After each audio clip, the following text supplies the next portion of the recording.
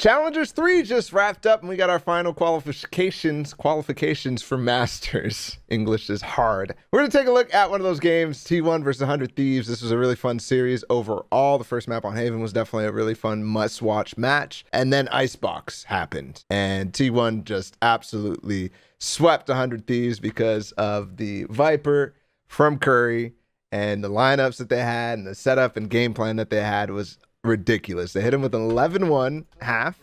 So it's a good learning experience. And I was casting this game, and when I was casting this, I was like, holy crap, like, Viper's so strong. I remember thinking this back with Icebox when Poach was running it, and T1 does a very similar thing. I don't remember exactly Icebox's comp or anything like that, but this wall, for example, that's already up on pistol round, was a mainstay in that. So in terms of the comp, Spider on Jet, Skadoodle on Raze, Curry on Viper, Dazed on Sova, and Automatic on Sage. And the way that they're playing Sage with the Viper means that they actually don't have space for more smokes, right? So you don't have an Omen. You literally only have one Poison Orb, which you'll see T1 just uses it every single round there in the middle, which is useful, but it doesn't allow for smokes anywhere on A because they're using the wall straight up on B every time. So let's take a look, see how it works, and try to learn. I think right away we definitely can think of some deficiencies in the comp, but does it matter? Apparently not. FaZe did beat them right before this on Icebox, but other than that, their Icebox has been touted as pretty much one of the nicest throughout all the challengers. Straight up, the wall right here allows you to clear close angles before. I mean, of course, sometimes you can have defense push through and get up involved, like past the boxes on top of the crates and stuff like that. So you get to clear this area without having to fight down in yellow, and then you can explode out past the wall. That's what Icebox has always used it for. You constantly see them spamming through boxes and stuff like that. We'll see T1 do that the entire time. Recon bolt back yellow to clear, and then we swing. Toxic screen could stay up. You could literally chill here. You could fight in and up towards top nest from safety too. It's really nice. Meanwhile, Spider's all the way back A, and this is important because it controls the flank and allows potentially the idea to come back. So we saw that there was the turret. That's why Daze is now shocking. He knows that Killjoy's playing here. He's trying to get the nanoswarms down before they go to plant. The fact that they spam through with the pistols also baits out, like it increases uncertainty for 100 Thieves, but it does also bait out utility for them, right? They spend the nanoswarms, they spend paint shells, they spend recon bolts if possible. That makes it so that when they actually do commit, because they're still not committed, that things can happen. Daze fighting there on top of the wall, does not need to worry about somebody killing him from Snowman or anything like that, so it's a really nice fight. Finally, the wall comes down. Took forever to come down, by the way. And because they delayed for so long, yeah, I think they kind of messed up. 100 Thieves was like, yeah, they're not putting the wall down. What the hell's going on? Anyways, the flank from Curry comes, or Spider comes, and it's wraps. Uncertainty all the way through. You really don't know what the hell's going on behind that wall. You can't see anybody past yellow.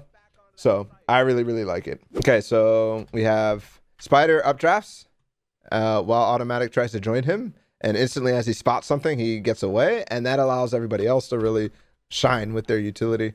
And he almost could have kept fighting with Automatic. Anyways, there's going to be shock darts, paint shells, everything to deny them from pushing even further.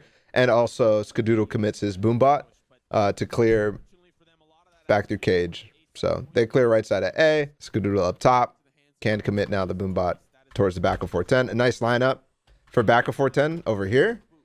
And the way that they clear here, there's a slow as well. Allows Spider to get up with a cloudburst and peek all the way down into screens with Skadoodle while the rest of them are taking sight. And yeah, kind of unexpected angles.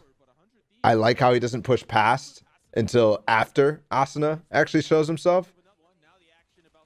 Yeah, you could already see Snakebite coming in on this round. Like when the mollies start coming from Viper, if you let the plant happen, if you can scale appropriately on A and the plant does come down from your attack side with Viper, it just becomes exponentially harder. Spider's A by himself again, and Curry's actually holding the flank. So he acts like the sentinel. This is a gun round. They bait out Nanoswarm early. As soon as the wall comes down, this is kind of how they were using how other teams use it on Split. You know, they use the wall, and from there it gives them information. Oh, they're committing the wall. Like this might be a full commit, but you don't have to. That's the reason why this wall is so good. Like you can walk back without them having any clue that you left. And this is how this round goes. They put the wall down. and then they back past. They don't know if they backed away. Dazed and Skadoodle are still here, pressuring on the B side, and then Wall comes back up, and they just walk away.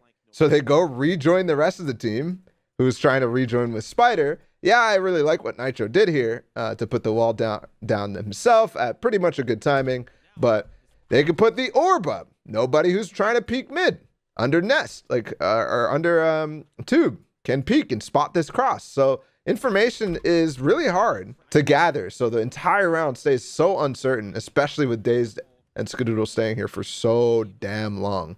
Look, just that little extra pressure causes Asuna to come back over. Wall comes back up over on B, and boom, we get to explode. So I think Icebox Viper makes it practical in regular MM. I actually think that this is very practical in regular MM because it's very simple. Okay, so the hit comes in late, but it's not like late enough that because the rotates are so slow, like they're not going to get the spike down. So they get the spike down, and this round shows what I was talking about earlier with Snakebites. If you give them the ability to plant spike and you don't have a flank or you don't have something to close the distance really, really fast, it becomes almost impossible to play the post plant because instantly there's the molly that lasts forever. And yeah, you literally have to be fighting them. Just one Viper. Not to mention, if Dazed was alive, he'd have shock darts, Hunter's Fury possible. But yeah. Okay, next round, finally, gun round again. Nitro starts to op, and I think that's actually the best way to bring this down, like because again, no flashes, no smokes other than the toxic screen and poison orb. That's being committed in the exact same spot every time. So if you op on A, for example, how the hell are you pushing the opper off the angle? Like, how are you going to contain Wardell? Finally, another look again. Wall, and same. It's Skadoodle and Dazed every time here towards the B lane, if there is anything, and if they do plan to do this kind of B main control. But everybody else on the map is going to cross mid for the first time. So there is a turret here, but the fact that they get all the way here already, yeah, they're going to get the turret, but this is going to happen. And then they're also going to have this control. So you could see a moment here where it's like Steel's going to be in trouble very, very, very fast if he doesn't do something. And 100 Thieves has no clue. The typical stuff is happening on B, right? The wall, the poison orb's here, Steel spotted it. It's like, okay, I don't know what's going on. The only thing they have here, of course, they do have coverage on kitchen, but for the first time ever, they're going to be able to explode kitchen. It takes way too long, in my opinion, though, because like, I don't know. To me, it's already ready. Like, we're ready to go. Like, let's go. What are we waiting for? It actually gives them the opportunity for Ethan to come through. And yeah, just time is all. Somebody in chat already called it out. It's like T1 feels like they execute at the end of the round every time. So Spider has the option to push through against Steel here, which I think, to be honest, he should have in this situation where it's 22 seconds. Like, flanking around with 22 seconds, probably not the best idea. Like, you have to be securing the win condition, which is getting the spike down. And without you helping there, it kind of hurts. That's why they lose the round. As Skadoodle ults into B, they push out into kitchen. Like, it's really nice. Like, this is like, when you see this, you think, oh, the round's over. Especially if Spider did come through at the same time. And, like, they had everybody else ready to trade. Like, you could see this round being over. Cool idea nonetheless. I don't know about execution, but you can see that they had no plan, no idea of what was coming. It just all of a sudden a new look came and the new execute came. So, yeah.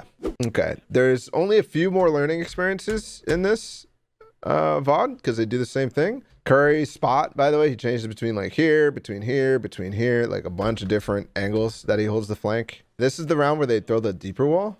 And that does allow, we see LG do this a lot actually, where they have the opportunity to push all the way into the back of site. They can play hell, they can, yeah. So Curry gets the kill on the backside. And what happens now? Like, it's like, especially if Automatic can finally figure out how to get the plant down. And we gave up the flank from 100 Thieves. Like, they gave up the flank. They're so slow. Like, they can do that for good reason. They don't have smokes.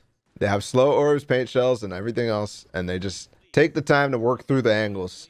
Scaling on A, I think everybody's realized at this point that it's fairly easy to do. Like, from belt, from top pipes, it's fairly easy to clear out all the angles and take the gun duels from the attack side.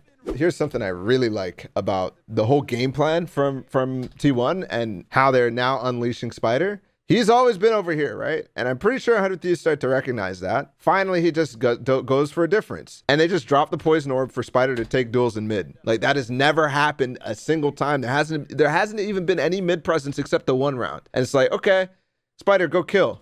Like, in mid, you have the poison orb if you need to back up. You have all your escape opportunities. Like, it's so easy. And they just unleash him. He gets 2 kills and the round's over. They basically have 4 different things that they're doing every single round. They have 4 in each of their different looks, right? On A, when they go there, they have Skadoodle and Dazed adding to the conditioning for when they go A control. But when they go B control, it's the same thing, the drone and the paint shells and everything else contributing over towards B. But it's also the people that they're sending in certain directions. So 3 things entirely breaks down 100 Thieves. Finally, Spider goes back, so he's not joining or pushing mid or doing anything crazy. It's back to the normal thing. 100 Thieves finally pushes through the orb, recognizing, hey, they're really not doing anything mid.